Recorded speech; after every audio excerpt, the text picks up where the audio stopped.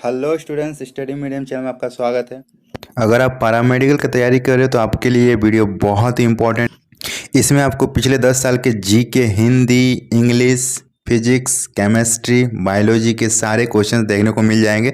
Playlist में check कीजिएगा, पसंद आए तो लाइक जरूर कीजिए। पहला क्वेश्चन है, प्रत्येक क्रिया के बराबर वो विपरीत दिशा में एक प्रतिक्रिया होती है। ये न्यूटन के पहला नियम कहता है। ऑप्शन बी न्यूटन का द्वितीय नियम कहता है। ऑप्शन सी न्यूटन का तृतीय नियम कहता है। एंड ऑप्शन डी उपरोक्त में से कोई नहीं। तो इसका करेक्ट आंसर हो जाएगा ऑप्शन सी, ये न्यूटन के तृतीय नियम कहता है। मतलब अगर कोई इंसान किसी चीज़ को पीछे की ओर धकेलता है तो वो जो वस्तु है ना, उस इंसान को आगे की ओर धकेलेगा। मतलब उस पर जितना फोर्स वो लगाएगा पीछे तरफ, वही वस्तु उस इंसान पे आगे तरफ सेम फोर्स लगाएगा, बट डायरेक्शन चेंज रहेगा। अगर इसका वैल्यू एफ है तो इसका वैल्यू माइनस एफ होगा। ये दोनों बराबर होंगे, ठीक है। F is equals to minus F. Next question है, जल में तैरना न्यूटन गति के किस नियम से के कारण संभव होता है? तो ये तृतीय नियम के कारण संबंध होता है। देखिए, जल में आप हाथ से और पैर से पानी को पीछे धकेलते हो तो पानी आपको आगे की ओर धकेलता है, फिर आप पानी को पीछे धकेलते हो, फिर पानी आपको आगे की ओर धकेलता है। मतलब जितना फोर्स से आप पानी को पीछे धकेलेगे, पानी उतना ही आपको आगे धकेलेगी और इस तरह से आप तैरोगे। नेक्स्ट क्वेश्चन है, कोई पिंड तब तक विराम अवस्था में ही बना रहेगा जब तक उस पर कोई बाह्य बल काम न करे। ये कथन किसका है? ऑप्शन है न्यूटन का, option B Einstein, option C Archimedes and option D Galileo. तो ये जो कथन है ये न्यूटन का है और न्यूटन के नियम के अनुसार है। ये फर्स्ट लॉ ऑफ न्यूटन है, ठीक है। तो उन्होंने पहले नियम पे ये बताया था। नेक्स्ट है, बल की परिभाषा न्यूटन के किस नियम से आती है? Very very very important questions, ठीक है। एक देखना बल की परिभाषा और एक में देखना बल का एक्सप्रेशन, ओके। तो बल का गणितीय सूत्र अगर पूछा जाए तो वो अलग होगा, लेकिन यहाँ पे पूछा गया बल की परिभाषा, ये बहुत इंपॉर्टेंट है। दोनों का अलग अलग नियम होगा, ओके। तो न्यूटन के गति के किस नियम के अकॉर्डिंग ये आएगा? तो ये आएगा गति के पहले नियम में, ठीक है। गति के पहले नियम में बल की परिभाषा आपको आएगी, ओके। और जो दूसरी की मैं बात कर रहा हूँ वो गति के दूसरे नियम में आपको देखने को मिलेगा, ठीक है। ओनली परिभाषा पहला पे। नेक्स्ट क्वेश्चन है, किसी पिंड उस गुणधर्म को क्या कहते हैं जिससे वह सीधी रेखा में विराम या एक समान गति की स्थिति में किसी भी परिवर्तन का विरोध करती है? मतलब वो कोई भी परिवर्तन को विरोध करना चाहेगी। ऑप्शन ए गतिहीनता, ऑप्शन बी जड़त्व, ऑप्शन सी कुछ भार एंड ऑप्शन डी अक्रियता। तो इसका करेक्ट आंसर हो जाएगा ऑप्शन बी जड़त्व, इनर्सिया। जो इनर्सिया होती है ना, वो क्या चाहती है कि अगर कोई मतलब वस्तु यहाँ पे जमीन पे पड़ा हुआ है, ठीक है, तो कोई भी अगर बाह्य बल उस पर लगे तो वो उस बल का अपोज करेगी, ठीक है। मतलब अगर इस पे आप 1 न्यूटन बल लगा रहे हो तो वो भी आपको 1 न्यूटन बल लगा के उस बल को निष्क्रिय कर देगी और वो अपने जगह से हिलेगी नहीं, ठीक है। लेकिन हिलेगी कब? मान लो इसका कैपेसिटी है 1 न्यूटन बल को निष्क्रिय करने की, लेकिन यहाँ पे कोई इंसान उसको 2 न्यूटन बल के साथ फोर्स लगा दिया, ओके। अब ये 1 न्यूटन बल का अपोज तो जरूर करेगी। अब 1 न्यूटन बल का अपोज किया, 2 न्यूटन लगा, 1 न्यूटन का अपोज किया इज इक्वल्स टू 1 न्यूटन। ये 1 न्यूटन प्लस में आ गया। मतलब जो इंसान 2 न्यूटन लगाया था ना, उसका 1 न्यूटन को उन्हें अपोज करके ख़त्म कर दिया और उसका 1 न्यूटन बल अभी भी ज़्यादा है उस वस्तु से, और उस ज़्यादा बल की वजह से ये वस्तु आगे खिसक जाएगी, ठीक है।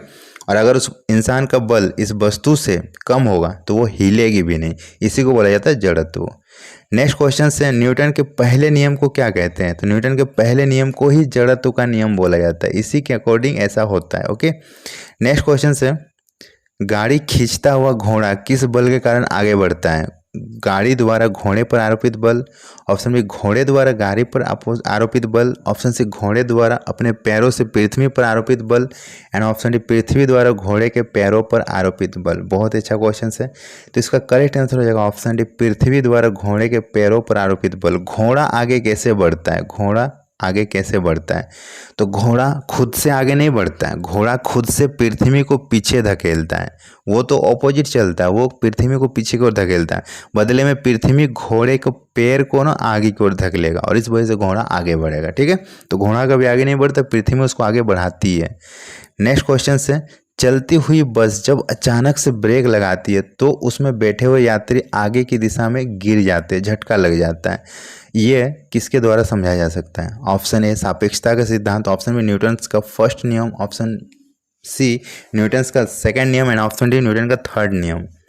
तो इसका करेक्ट आंसर हो जाएगा ऑप्शन बी न्यूटन का फर्स्ट नियम। न्यूटन का फर्स्ट नियम में आता है जड़त्व, इनर्शिया, और उसमें मैंने बोला था वो हर एक बल को अपोज करेगी। अब बस जो है ना अचानक ब्रेक लगा दी, और न्यूटन का ये जो जड़त्व है ना, जड़त्व की वजह से इसका जो आपका ये देख रहे हो ये बस के साथ सटी हुई है और बस गतिशील है, तो ये वस्तु और ये इंसान भी गतिशील होना चाहेगी। अचानक बस के ब्रेक लगने से बस का ये जो पार्ट है ये रुक गई, लेकिन इस वस्तु का, इस इंसान का जो ऊपर वाला पार्ट है मतलब पूरा शरीर है, ये अभी भी गतिशील है, और गतिशील होने की वजह से जड़त्व तो उसको गतिशील रखना चाहेगा।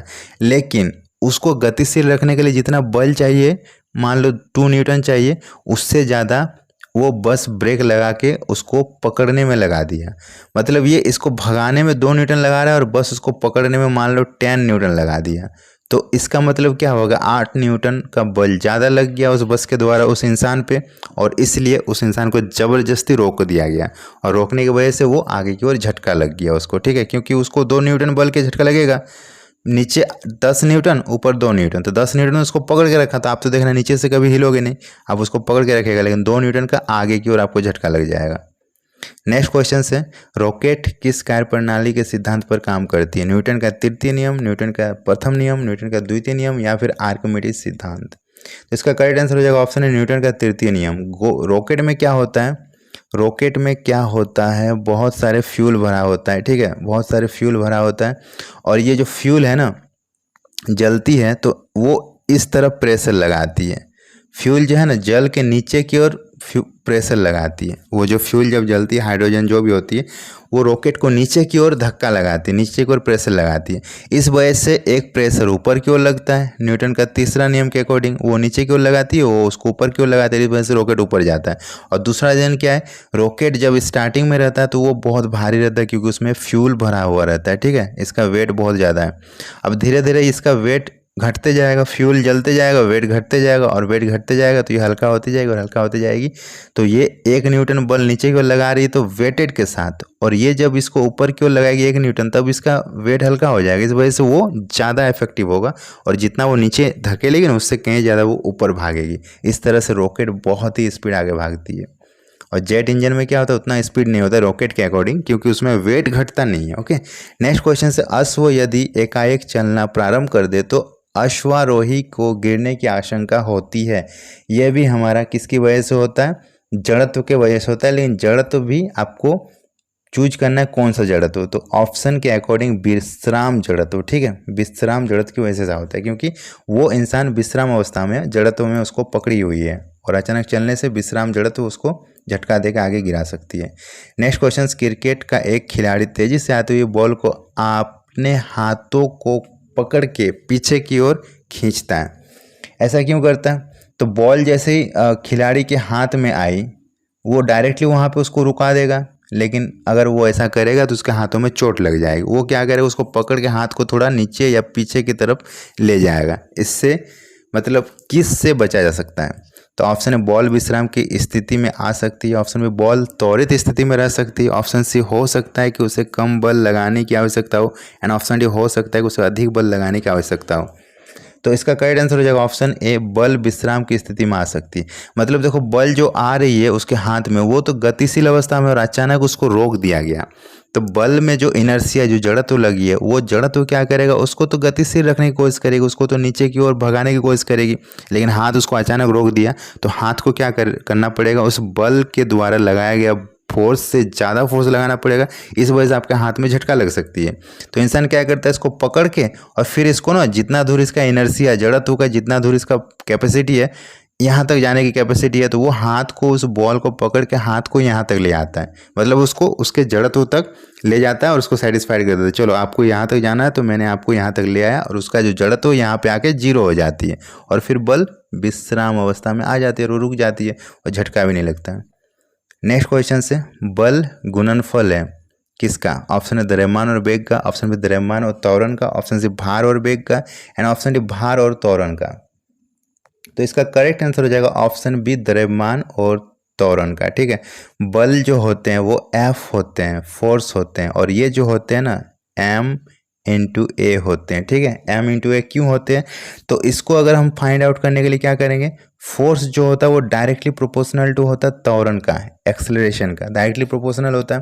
और जब भी ये प्रोपोर्शनल चिन्ह हटता है, जब ये प्रोपोर्शनल चिन्ह हटता है, बराबर लगता है, तो एक कांस्टेंट लगाया जाता है, और वो कांस्टेंट यहाँ पे m होगा, ठीक है। कांस्टेंट मीन्स कभी वो चेंज नहीं होगा, तो ये m जो है ना कांस्टेंट है, ये द्रव्यमान कांस्टेंट है, इसीलिए बल is equals to m into a, ठीक है। ए क्या है, त्वरण है, m द्रव्यमान है, तो m कांस्टेंट है और a वेरिएबल है, और इन दोनों का प्रोडक्ट फोर्स कहलाती है। नेक्स्ट क्वेश्चन से, जब कोई व्यक्ति चंद्रमा पर उतरता है तो उसके शरीर में क्या उपस्थित होता है? ऑप्शन ए, पदार्थ की मात्रा में परिवर्तन हो जाता है। ऑप्शन बी, भार घट जाता है जबकि मात्रा अपरिवर्तित रहती है। ऑप्शन सी, भार में परिवर्तन होता है ना। ऑप्शन डी, मात्रा एवं भार दोनों में कमी आती है। तो इसका करेक्ट आंसर हो जाएगा ऑप्शन बी, भार घट जाता है किंतु मात्रा अपरिवर्तित रहता है, ठीक है। किसी का भी वेट जो होता है ना वो होता है mg, ठीक है, वेट होता है। अगर आपका 60 kg वेट अगर बोला जाए है तो इसका मतलब आपका m इंटू जी मिलाकर 60 kg है, ठीक है। और इसमें से m जो है ना, ये हमने अभी बताया फोर्स के अकॉर्डिंग कांस्टेंट होता है, ये m कभी चेंज नहीं होगा, कोई चेंज नहीं कर सकता है। चेंज क्या होगा, ये g, ठीक है। अब पृथ्वी पे इस g का मान होता है 9.8, चंद्रमा पे इसका मान कुछ और होता है 1/6, मतलब इसको घटा दो थोड़ा सा, चंद्रमा पे कम होता है। अब मान लो यही mg वाला एक इंसान, यही 60 kg वाला एक इंसान चंद्रमा पे गया, वहाँ पे जो होगा ना वहाँ पे भी mg लगेगी, लेकिन ये m तो फिक्स रहेगा, g चेंज हो जाएगा। अब मान लीजिए उस इंसान का 60 kg था तो m मान लीजिए 10 था और g कितना था, 6 था, ठीक है। तब तो 60 kg हुआ है, 10 इंटू 6। अब वही यहाँ पे आया तो m तो उसको 10 रह ही गया और g उसका 1 हो गया, ठीक है। मान लीजिए चंद्रमा का g 1 है, तो यहाँ पे उसका वेट कितना हो जाएगा, 10 kg, और यहाँ पे देखो उसका कितना था, 60 kg। तो ये 60 से 10 क्यों हुआ, इस g की वजह से हुआ, इसलिए बोला जाता है 1/6 हो जाता है पृथ्वी का, वो 1/6 g होता है, ठीक है, m नहीं होता है, तो उस g की वजह से चेंज हो जाता है। नेक्स्ट क्वेश्चन से, यदि हम भूमध्य रेखा से ध्रुव की ओर जाते हैं तो g का मान क्या होगा? भूमध्य रेखा, मान लीजिए पृथ्वी है, पृथ्वी का ये एकदम बीच वाला भूमध्य रेखा है, विषुवत रेखा जिसको हम लोग बोलते हैं। यहाँ से हम लोग ध्रुव की ओर जा रहे हैं। ध्रुव मीन्स आप मान के चलो ये नॉर्थ है तो ये साउथ है, अब मान के चलो, तो या तो इधर जाओ या तो इधर जाओ, पृथ्वी के एकदम छोर पे जाओ, ठीक है। या फिर आप इसको ऐसे भी ले सकते हो, ये नॉर्थ साउथ पोल बना तो पृथ्वी मान लो ये है, ये विषुवत रेखा है, ठीक है, ये सही होगा। अगर आप ऊपर की ओर जाओगे नॉर्थ पोल या फिर आप साउथ पोल की तरफ जाओगे तो क्या चेंज होगा? ऑप्शन है, आपका जो जी का मान है ना वो बढ़ जाएगा, ऑप्शन भी घट जाएगा, ऑप्शन से वही बना रहेगा ना। ऑप्शन 45 डिग्री अक्षांश तक घटता है, तो करेक्ट आंसर हो जाएगा ऑप्शन ए, बढ़ जाएगा, ठीक है। जी का मान, यहाँ पे जी का मान कम होता है और यहाँ पे जी का मान ज़्यादा होता है, यहाँ पर भी जी का मान ज़्यादा होता है, लेकिन यहाँ पे जितना होता है यहाँ भी उतना बराबर होगा, क्योंकि ये भी नॉर्थ पोल है और ये साउथ पोल है। पोल पे जी का मान बराबर होगा, लेकिन जैसे जैसे पोल से वो बीच की ओर आएगा जी घटते जाएगा, और ऊपर से नीचे की ओर आएगा तो भी जी का मान घटेगा, और यहाँ पे एकदम एग्जैक्ट बीच पे आके जी का मान सबसे कम होगा। अगर आपका वेट 60 kg है यहाँ पे, तो आप यहाँ जाओगे तो आपका वेट बढ़ सकता है, ओके। नेक्स्ट क्वेश्चन है, शरीर का वजन, ऑप्शन ए पृथ्वी के सतह के सभी जगह पे एक समान होती है, ऑप्शन बी ध्रुवों पर अधिकतम होती है, ऑप्शन सी विषुवत रेखा पर अधिकतम होती है, एंड ऑप्शन ए मैदान की तुलना में पहाड़ियों पर अधिक होती है। तो अभी का क्वेश्चन हमने यही डिस्कस किया था कि जो आपका वेट है ना वो ध्रुवों पर अधिक हो जाएगी, ठीक है। क्यों होगी? क्योंकि ध्रुवों पर जी का मान अधिक होता है, और जी जब मल्टीप्लाई होगा एम के साथ तो आपका वेट भी बढ़ जाएगा, और विषुवत रेखा पे सबसे कम होगा, ठीक है। नेक्स्ट क्वेश्चन है, व्यक्ति पृथ्वी की सतह की तुलना में चंद्रमा पर काफ़ी सतह पर अधिक ऊंचाई तक उछल सकता है। मतलब अगर आप पृथ्वी पर छलांग लगाओगे तो 1 मीटर आप उछल सकते हो, चंद्रमा पर छलांग लगाओगे तो आप शायद 3 मीटर उछल सकते हो। इसका रीजन क्या है? ऑप्शन ए, चंद्रमा की सतह खुरदरी होती है, ऑप्शन बी, चंद्रमा पर कोई वायुमंडल नहीं है, ऑप्शन सी, चंद्रमा में गुरुत्वाकर्षण के कारण त्वरण पृथ्वी की तुलना में कम होती है, एंड ऑप्शन डी, चंद्रमा पृथ्वी से अधिक ठंडा होता है। तो correct answer is option C, चंद्रमा में गुरुत्वाकर्षण के कारण त्वरण जो होती है वो पृथ्वी की तुलना में बहुत ही कम होता है। अब देखो, आप उछल रहे हो पृथ्वी पर, और जैसे आप यहाँ तक पहुँचे ना, आप और भी आगे जा सकते थे, लेकिन एक फोर्स आपको खींच के वापस यहाँ ले आई। वो फोर्स का नाम क्या है? जी है। ठीक है। अब हमने बोला कि पृथ्वी का जी होता है वो चंद्रमा से ज़्यादा होता है। अब आप पृथ्वी पे उछल रहे हो तो 1 मीटर जा रहे हो, क्योंकि आपको जी जो है ना ज़्यादा फोर्स से नीचे खींच रही है। अब आप चले गए चंद्रमा पे, तो चंद्रमा पे जी का वैल्यू कम होता है, ये जी कमज़ोर होती है। अब यहाँ पे आप उतना ही बल लगा रहे हो, जहाँ पे वहाँ पे 1 मीटर गए थे ना, तो यहाँ पे वही बल लगाओगे तो आप 3 मीटर तक चल जाओगे, तब जाके ये जी आपको खींच पाएगी, क्योंकि जी का मान वैल्यू कम होती है। जब जी स्ट्रांग होगा तब आपको कम जाने देगा, जी जब वीक होगा तो आपको ज़्यादा ऊपर तक उछलने देगा। और यही रीजन है चंद्रमा पर आप लंबी लंबी छलांग लगा सकते हो और बहुत ही मज़ा आएगा। ऐसा हो जाएगा अगर पृथ्वी में भी। तो नेक्स्ट क्वेश्चन से 20 kg के वजन को जमीन के ऊपर 1 मीटर की ऊंचाई पर पकड़े रखने के लिए कितना काम करना पड़ेगा? 20 जूल, 200 जूल, 981 जूल या फिर 0 जूल? तो इसका करेक्ट आंसर हो जाएगा ऑप्शन डी, 0 जूल। बहुत ही इंपॉर्टेंट क्वेश्चन है। ठीक है। काम जो होता है ना, सबको पता है, काम जो होता है फोर्स इनटू डिस्प्लेसमेंट, मतलब फोर्स बल, और डिस्प्लेसमेंट मतलब वो एक जगह से दूसरी जगह कितनी दूर गई। ठीक है, सबको यही लगता है। ठीक है, लेकिन होता है इसके साथ कॉस थीटा भी होता है, ये आप ध्यान रखना, कॉस थीटा भी होता है। एंगल पे डिपेंड करता है। अब देखो फोर्स हमने क्या लगाया, 20 kg का वजन है, 20 kg का वजन है, जमीन से ऊपर 1 मीटर तक उठाया। ठीक है, तो वर्क जो होता है यहाँ पे सॉरी एम हो जाएगा। ठीक है, एम हो जाएगा, जितना हम लोग द्रव्यमान को जितना डिस्प्लेस कराते हैं वही हमारा काम होता है। तो एम हमारा मान लीजिए 20 kg है। ठीक है, और हमने कितना ऊपर उठाया, 1 मीटर उठाया, इसके अकॉर्डिंग तो 20 काम हो रहा है, लेकिन कॉस थीटा भी तो है। और जैसे आप यहाँ पे खड़े हो, यहाँ पे आप ऐसे करके खड़े हो और ये आपका ज़मीन है, तो ज़मीन से कितना डिग्री का कोण बना है, ये 90 डिग्री का कोण बना है। ठीक है, तो यहाँ पे हो जाएगा कॉस 90 डिग्री, और कॉस 90 डिग्री का मान क्या होता है, 0 होता है।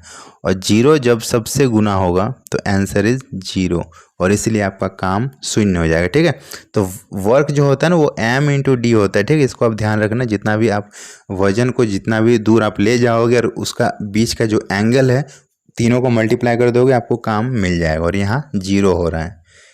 ओके, नेक्स्ट क्वेश्चन से, एक व्यक्ति की दीवार को धक्का देते पर उसे विस्थापन करने के लिए असफल रहता है, तो वो क्या कर रहा है? ऑप्शन है कोई भी काम नहीं कर रहा, ऑप्शन बी ऋणात्मक काम कर रहा है, ऑप्शन से धनात्मक परंतु अधिकतम कार्य नहीं, एंड ऑप्शन डी अधिकतम कार्य कर रहा है।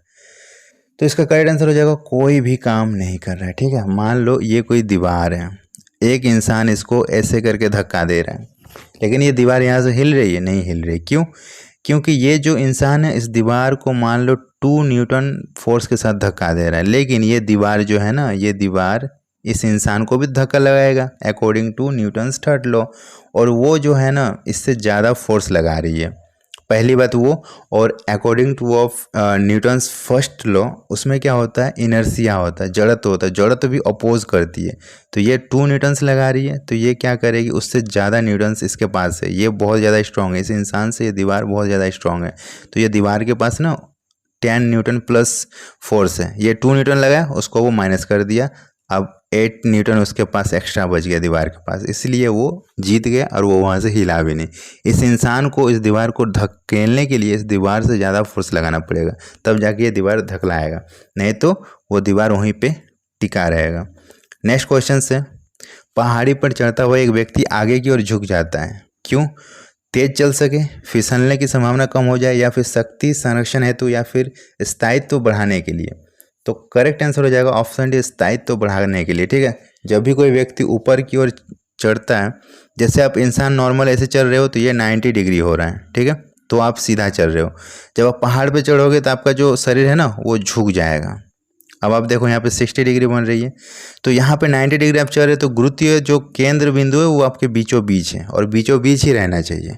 ठीक है, तभी आप वहाँ पे स्टेबल कर पाओगे, चल पाओगे।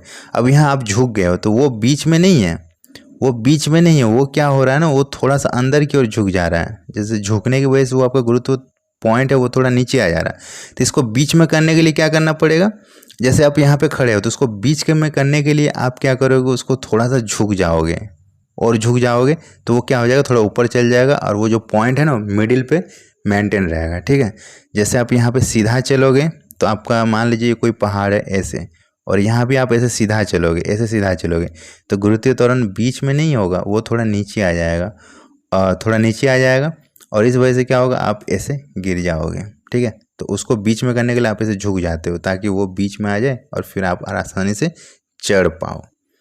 नेक्स्ट क्वेश्चन से, पीसा की ऐतिहासिक मीनार तिरछी होते हुए भी नहीं गिरती है, इसका रीज़न क्या है? तो इसका रीज़न भी यही है कि इसके गुरुत्व केंद्र से जाने वाली ऊर्ध्वाधर रेखा आधार से होकर जाती है, और जब भी गुरुत्वीय पॉइंट जो होता है ना एकदम बीचों बीच रहेगी आधार से, तो वो वस्तु कभी नहीं गिरेगी, चाहे वो झुका हुआ हो या फिर कुछ भी हो। और अगर ये सीधा हो जाए तो गिर सकती है, क्योंकि उसका पॉइंट है ना सीधा होने से अलग हो जाएगा, लेकिन झुका होने से वो सही जगह पे पॉइंट आ चुका है, और सही जगह पे पॉइंट रहेगा तो वो कभी नहीं गिरेगा। ओके, वीडियो यहीं तक है। अगर पसंद आया तो लाइक कर दीजिएगा, अपने फ्रेंड के साथ शेयर कर दीजिएगा, और सारे पार्ट देखना हो तो डिस्क्रिप्शन बॉक्स में जाइए, आपको प्लेलिस्ट का लिंक मिल जाएगा, और चैनल को सब्सक्राइब जरूर कर दीजिएगा। चलिए मिलते हैं नेक्स्ट वीडियो में, तब तक के लिए bye bye, thanks for watching.